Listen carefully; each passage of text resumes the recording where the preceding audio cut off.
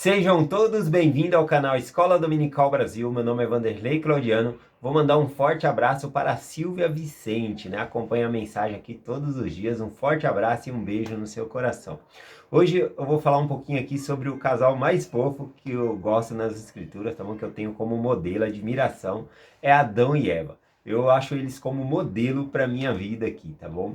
E o casal pior, né? Ele é o melhor casal que eu admiro nas escrituras. Qual é o pior casal que eu já vi dentro das escrituras? O pior casal é o rei Acabe junto com Jezabel, né? Os dois são tão ruins que parece que o casamento ali se merece, né? Parece que os dois se merecem ali.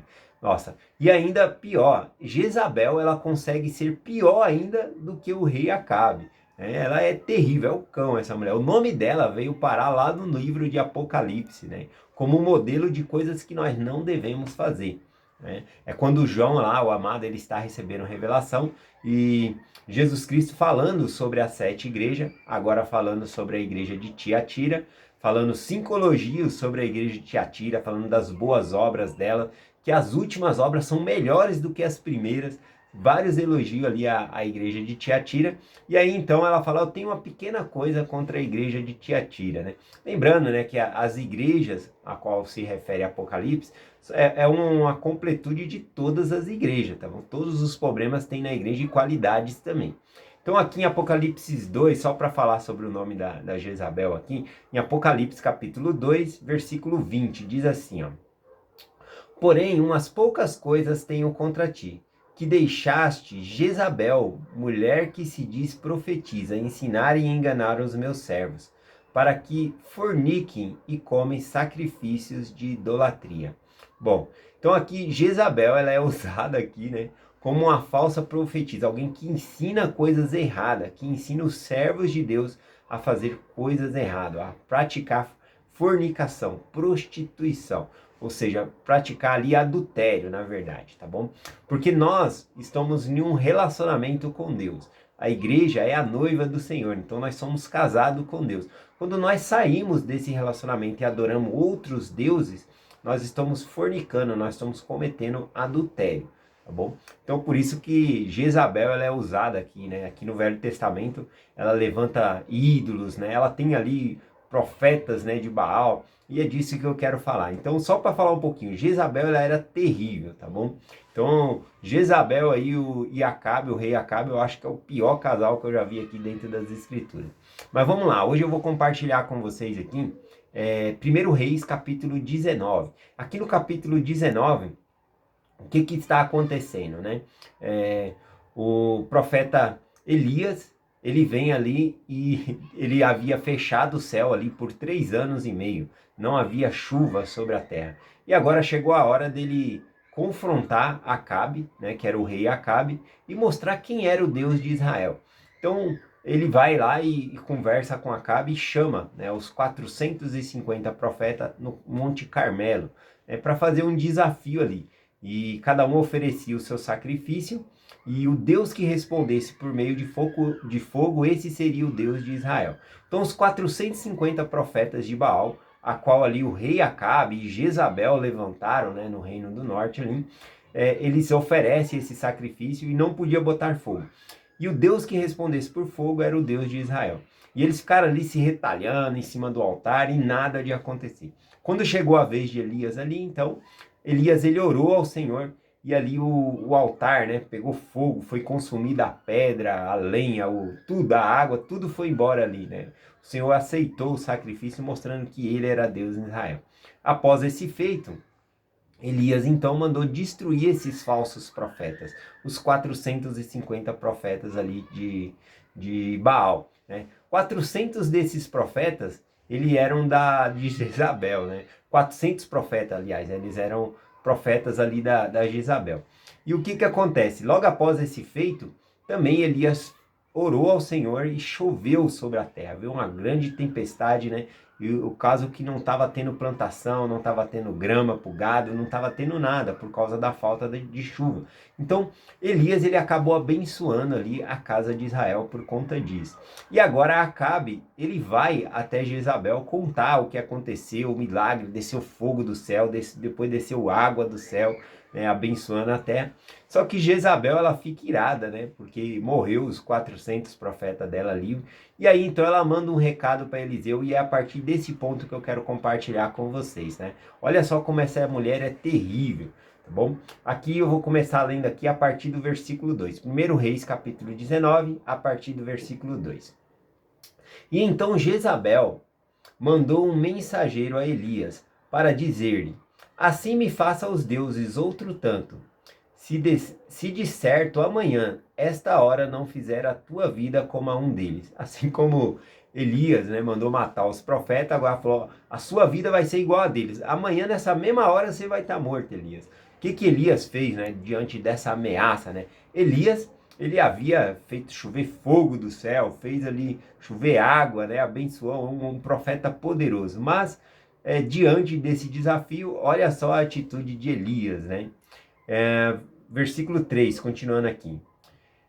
E vendo ele, e o que vendo ele se levantou para escapar com vida, e foi e chegou a Berseba, que é de Judá, e deixou ali o seu moço, né? Ele tinha um ajudante, então ele foge do reino do norte. Olha só, ele fez todos esses milagres, e agora ele foge de uma mulher que o havia ameaçado.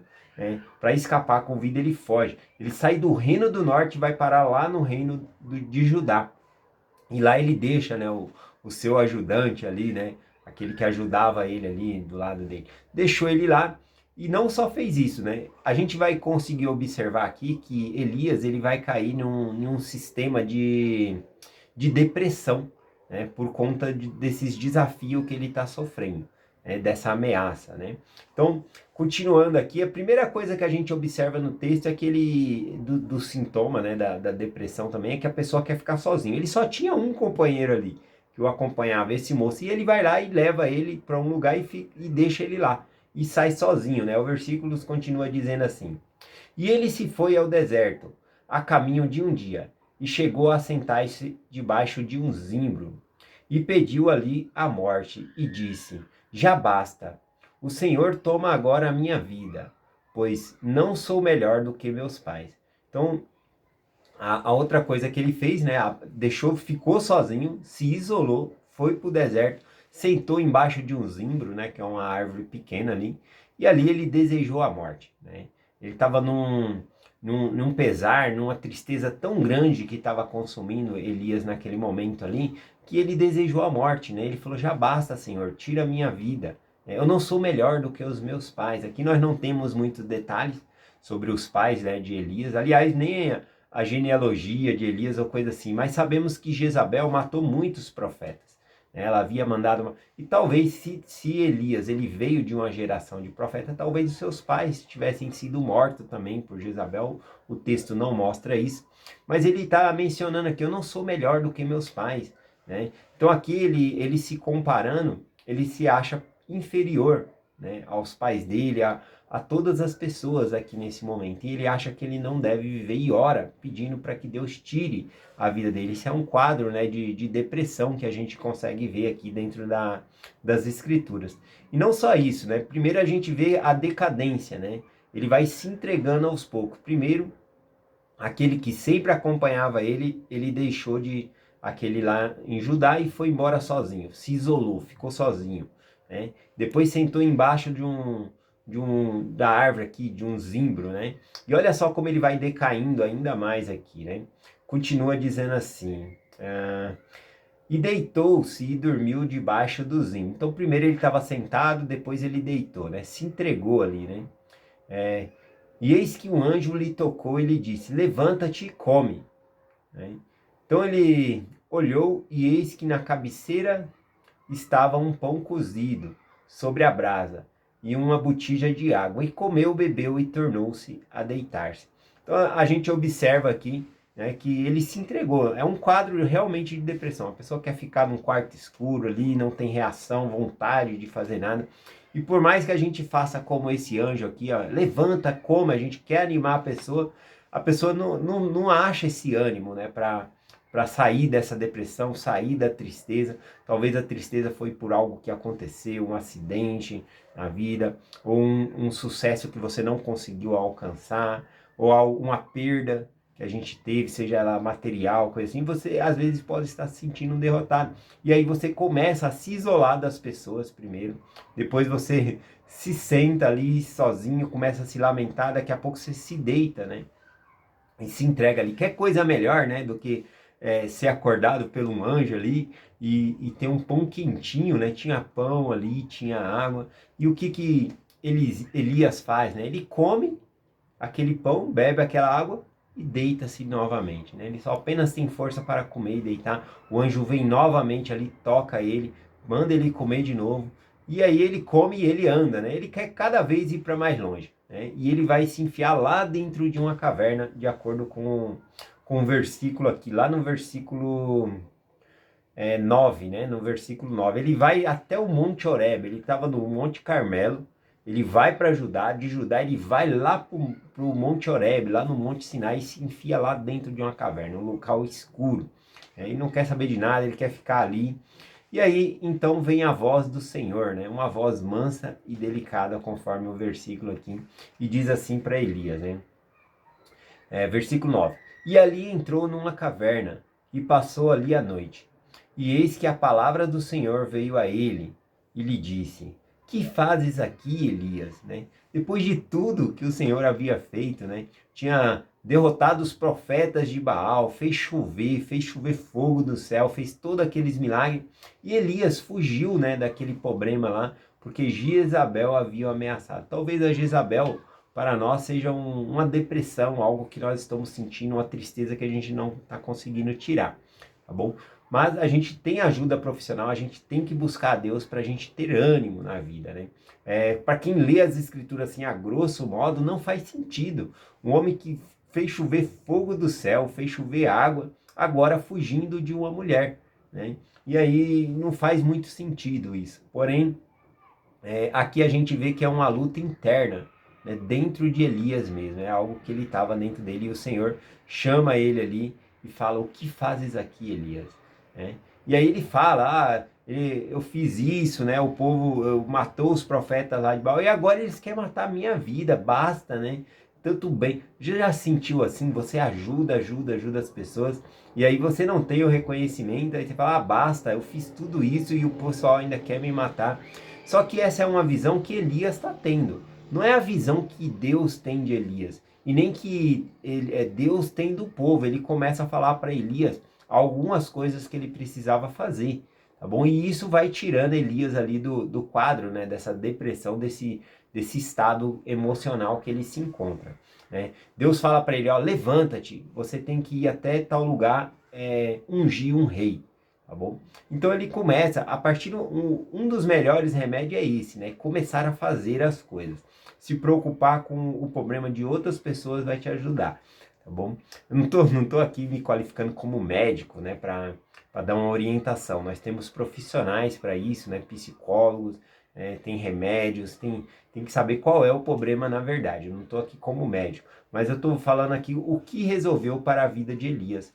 O que ajudou ele a sair desse quadro aqui? Primeiro, Deus falou: levanta-te. Então tem que ter realmente uma ação, mesmo que a pessoa não queira reagir. É igual quando você não está com desejo de orar, aí que você tem que orar.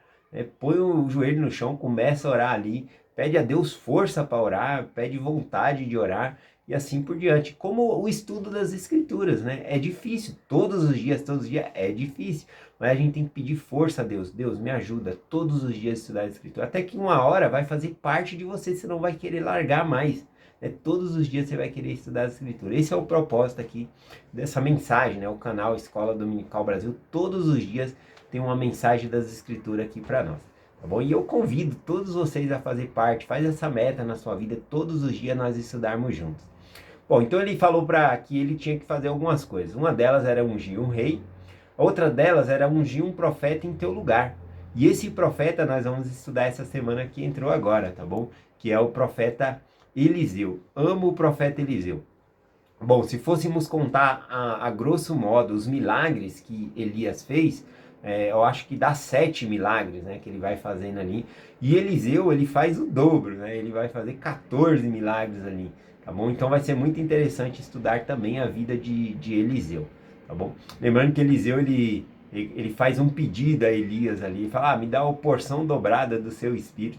E isso acontece, a gente vê que Deus, assim como ele foi com Elias, ele vai ser com Eliseu. E Eliseu vai fazer muitos milagres e eu quero conversar sobre esses milagres a partir de amanhã aqui com vocês, tá bom? Vamos continuar aqui a mensagem. Então ele pede que ele tinha que arrumar um substituto, né? Na verdade, Elias, ele vai subir aos céus, Deus promete para ele e ele conta para as pessoas, olha, eu tenho que fazer essas coisas aqui e depois eu vou ser tomado aos céus. Então ele vai lá e chama, né, um ajudante ali que vai ser o próximo profeta, que no caso é Eliseu. E aí ele vai falando aqui sobre isso, né? Eu vou terminar aqui, ó, com o versículo 18 aqui, né? Aqui é Deus falando para ele, né? Algo bem interessante. Deus disse assim para Elias: também eu fiz ficar em Israel 7.000, todos os joelhos que não se dobraram a Baal, e toda a boca que não o beijou. Esses 7.000 que ficaram lá, né, em Israel, eles fazem parte daqueles que não cultuavam Baal. Lembra quando ele mandou matar os 450 profetas lá? Também tinha gente que não acreditava nesses profetas, que acreditava no Deus verdadeiro. E muitos passaram a crer depois que Elias fez esse milagre lá, né, do holocausto ali, né, ser consumido. E aí Deus está falando desses, olha, tem gente lá que precisa, né, da mensagem, precisa de você tem que voltar, né, você vai arrumar um substituto, você vai ungir um novo rei, você vai voltar, né. Então veja que era a percepção, que é essa percepção que ninguém tinha se convertido, que agora queriam matar a vida dele, né, era uma visão que Elias tinha, não que Deus tinha. Deus está falando, lá tem gente, né, que acreditou que não se curva a Baal, que nunca o beijou, nunca adorou, né? Esses são meus, temos que cuidar desses. Então, tudo isso ajudou Elias a sair desse quadro, né, dessa energia negativa que ele estava ali, dessa tristeza, tá bom? Então, eu tenho aqui algumas coisas que podem nos ajudar, né, nesse quadro aqui de sentimento de tristeza que a gente pode estar sentindo. Uma das coisas aqui, né, que eu falei, eu estudei um pouquinho aqui sobre depressão, pesquisa rápida no YouTube, né? Fala aqui sobre homens com depressão, a maioria são aqueles, apesar que agora o quadro está caindo, né? Pessoas mais jovens estão entrando em depressão agora, hoje em dia. Mas o quadro mais antigo era que homens que se aposentavam, pessoas idosas, caíam em quadro mais de depressão do que quem estava trabalhando. Isso porque está com a mente ali trabalhando, fazendo a coisa, e quando aposenta, né? Parece que perde um pouco o sentido a vida ali, não tem muito o que fazer, fica a cabeça vazia, e aí entra aí num quadro de depressão. Um remédio, né, preventivo para isso não acontecer é não centralizar sua vida só no trabalho. Por exemplo, centralize a sua vida também no evangelho, nas coisas do evangelho. Por exemplo, na obra missionária. Trabalha, mesmo você tendo o seu trabalho, as outras coisas, nós somos missionários. Né, e devemos compartilhar o evangelho com as outras pessoas. Então usa essas oportunidades para compartilhar o evangelho com as outras pessoas. E quando você se aposentar, aí você vai ter mais tempo, não vai? Então você se dedica mais tempo na obra missionária, tá bom? Então isso é algo preventivo para nós, né? Outra coisa também é o aperfeiçoamento do santo, o estudo das escrituras. Se aprofunda mais nas escrituras, começa a estudar mais, isso vai ajudar também, tá bom? Tanto para sair de um quadro desse, como também para se tornar a melhor pessoa, né? Ter a mente ocupada. E outra coisa que eu anotei aqui, vou até mandar um forte abraço aqui, né, pro Adriano e Terezinha Lopes, né? Eles estão fazendo missão agora lá em Cabo Verde, né? Eles são voluntários lá, estão servindo no templo. Então uma das coisas, né, é fazer missão também, né? Você pode mandar papéis para missão, fazer missão em casal aí é uma boa coisa também. Talvez você possa se dedicar parte da sua vida, agora que você tem um pouco mais de tempo, sobre o trabalho de genealogia. Fazer indexação, fazer genealogia. Se você mora perto do templo, vire um oficiante dentro do templo. Vá no templo, comece a ser oficiante dentro do templo. Ocupa a sua vida com coisa nas obras do Senhor. Tá bom? Isso traz alegria para a nossa vida. Tá bom? Vai trazendo energia. E é essa mensagem, né, que eu quero compartilhar. Vou mandar um forte abraço aqui pro Adriano e Terezinha Lopes, né? Eu gosto bastante deles. Eles contaram aqui para mim, falando sobre que eles já fizeram missão lá em Cabo Verde, e são uns 15 anos atrás, lá tinha 3 distritos. Pensa só, 15 anos atrás era 3 distritos lá em Cabo Verde.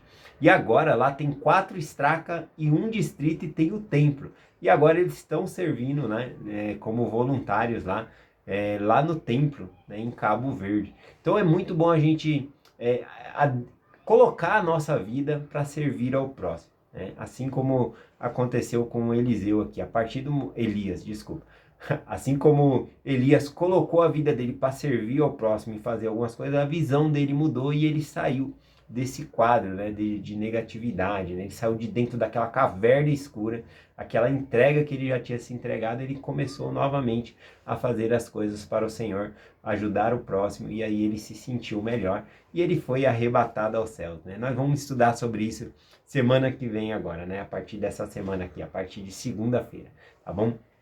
Muito obrigado por vocês ouvirem a mensagem todos os dias. Tenham esse compromisso, né, de estudar todos os dias as Escrituras. É um mandamento do Senhor. E eu deixo essa mensagem com vocês, em nome de Jesus Cristo. Amém. Até amanhã.